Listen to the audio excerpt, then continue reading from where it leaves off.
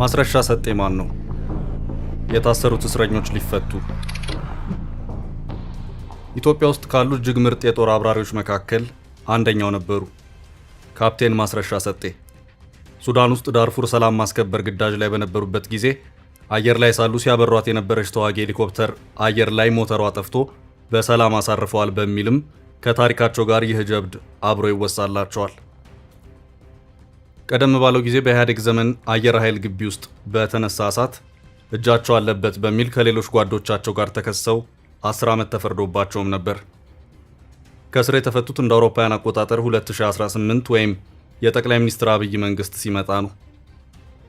ከዛ በኋላ በተፈጠሩ የፖለቲካ ልዩነቶች በተለይም በተለያዩ አካባቢዎች በአማራ ተወላጆች ላይ ጥቃቶች እየተፈጸሙ ነውና ይቁሙ የሚሉ ተቃውሞዎች በአማራ ክልል ሲቀጣጠሉ ከዘመነ ካሴ ጋር በመሆን በተቃውሞዎች እየተገኙ ይቀሰቅሱ ነበር።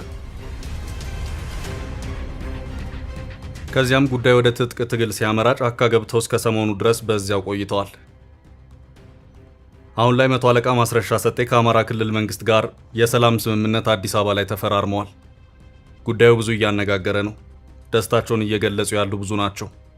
በዚሁ ልክ ይህ ስምምነት በአማራ ክልል ያለውን ግጭት እውነት ያስቆማል ወይ የሚል ጥያቄ የሚያነሱ ብዙ ናቸው።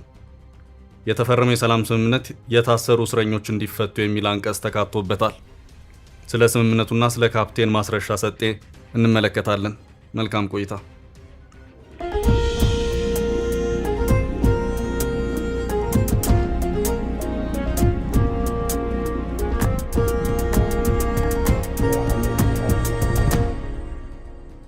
ማስረሻ ሰጤ በኢትዮጵያ አየር ኃይል ውስጥ በከፍተኛ ባለሙያነት ለረጅም ጊዜ ሰርተዋል። በኢህአዴግ ዘመን ከታሰሩ በኋላ ለውጡ ሲመጣ ተፈተዋል። በእስር ላይ በነበሩበት ጊዜ ከፍተኛ ስቃይ ደርሶባቸው እንደነበረ ከእስር ሲፈቱ ተናግረዋል። ሆኖም ለውጡ ሲመጣ ከእስር ተፈተዋል። ከዚያም በኋላ በአማራ ብሔርተኝነት ውስጥ ሰፊ ድርሻ ነበራቸው። በባህር ዳር የአማራ ክልል ከፍተኛ ባለስልጣናት ሲገደሉ እጃቸው አለበት በሚል ተጠርጥረው ታስሮ የነበረ ሲሆን ነገር ግን በፍርድ ቤት ነጻ ተብለዋል። ከዚያ በኋላ በአማራ ክልል ግጭቶች ሲቀሰቀሱ የፋኖ ቡድንን መስርተው በጎጃም አካባቢ ሲንቀሳቀሱ ቆይተዋል።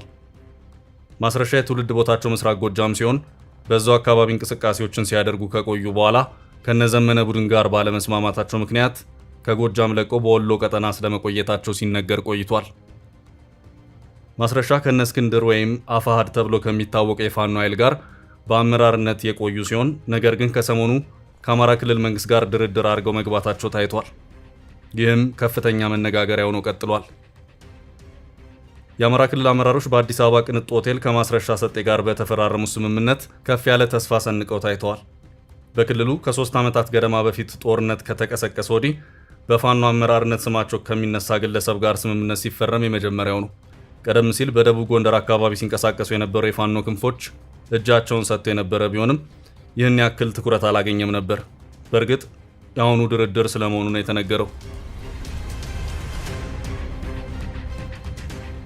በኢትዮጵያ መንግስት የጸጥታ ኃይሎችና በፋኖ ታጣቂዎች መካከል ውጊያ በሚደረግበት ወቅት ክልሉን የመምራት ኃላፊነት ከይልቃል ከፋለ የተረከቡት አቶ አረጋ ስምምነቱ ከተፈረመ በኋላ ተወያይተንና ተደራድረን በክልላችን በሀገራችን ዘላቂ ሰላምን ለማረጋገጥ ቆርጠን ተነስተናል ሲሉ ተናግረዋል። የቀድሞ የተዋጊ ሄሊኮፕተር አብራሪ ማስረሻ ሰጤ ስምምነቱን የፈረሙት አፋሃድ የተባለውን የፋኖ ቡድን ይዘው እንደሆነ ተናግረዋል። ይሁን እንጂ መቶ አለቃው ከመፈራረማቸው በፊት ከስራ አስፈጻሚ ኮሚቴ የሚሆን ከድርጅቱ አባልነት እንደታገደው የአማራ ፋኖ ህዝባዊ ድርጅት አስታውቆ ነበር።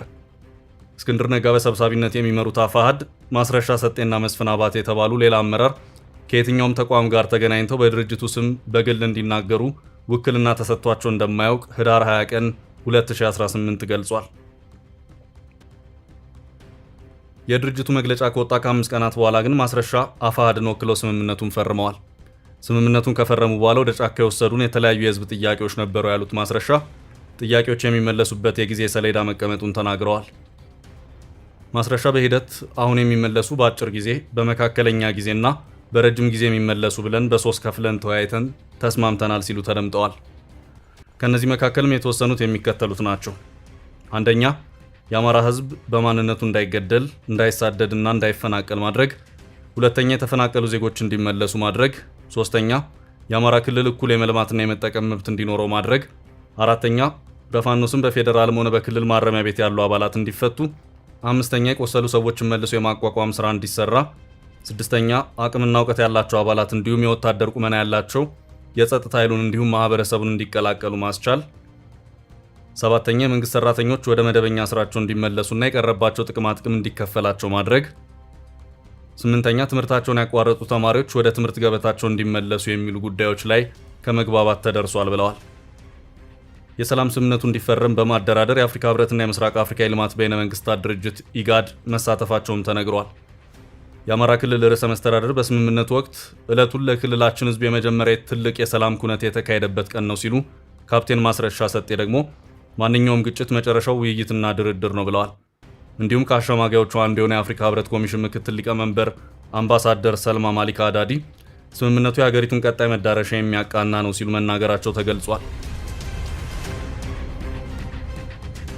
ከ6 ቀን በፊት የተለያዩ የማህበራዊ ሚዲያ ገጾች የአማራ ፋኖ ህዝባዊ ድርጅት 2 አመራሮች ከሌሎች አባሎቻቸው ጋር ለመንግስት እጃቸውን መስጠታቸውን ሲዘገብ ነበር።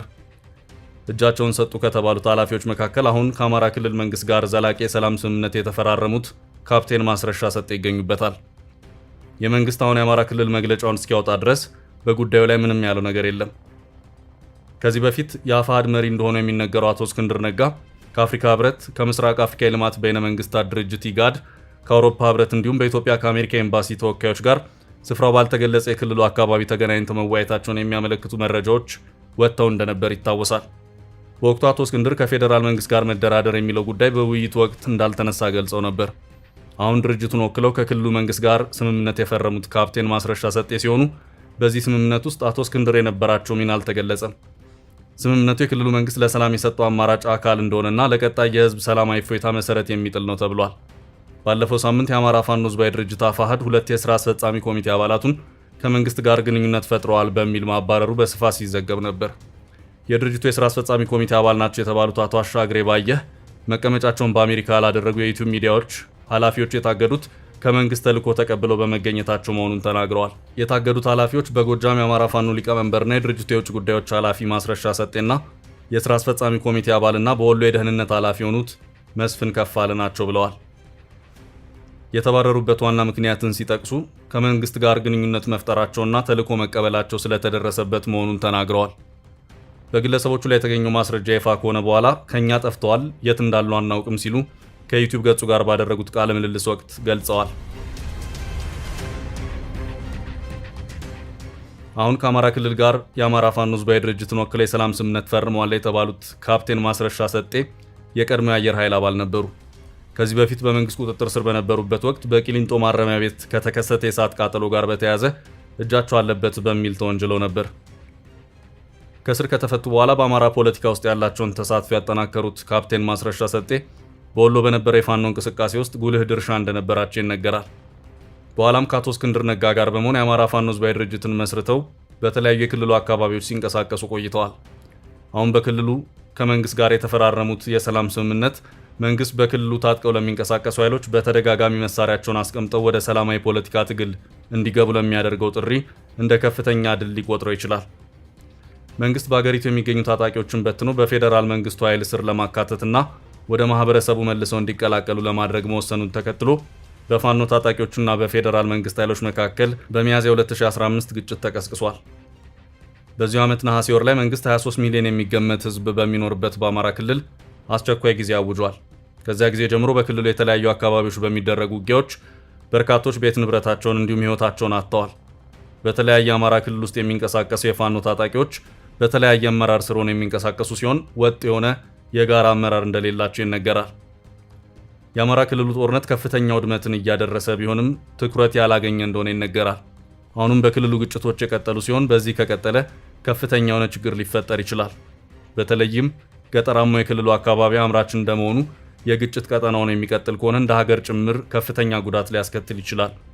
ብዙዎች በአማራ ክልል ያለው ግጭት አሁንም በውይይትና በድርድር እንዲቋጭ ይመኛሉ። በአማራ ክልል ብቻ ያለው ሳይሆን በትግራይ ያለው ውጥረት እንዲሁም በኦሮሚያ ክልል አንዳንድ አካባቢዎች ያሉ ግጭቶች ሙሉ ለሙሉ ቆመው ሀገራችን ሰላም እንድትሆን የብዙዎች ምኞት ነው።